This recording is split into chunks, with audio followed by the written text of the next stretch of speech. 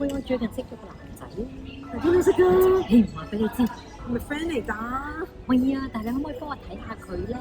佢身邊好多桃花。嗱，你俾我睇之前，你可以自己 screen 咗先嘅。嗱，攞咗個本之後咧，排咗一個命盤出嚟，咁你就要睇佢個夫妻宮。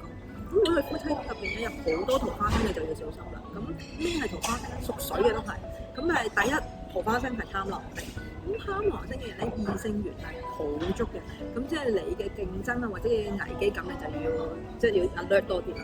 咁除咗呢個之外，仲有啲咩咧？譬如破軍星啦、天上星啦、巨門星啊、天同啊、太陰呢啲咧，其實都係屬水嘅星。咁你自己就要小心啦，因為呢啲人真係好容易吸引異性嘅，係啦。咁除咗呢個之外，仲要留意多兩粒叫做副星啦。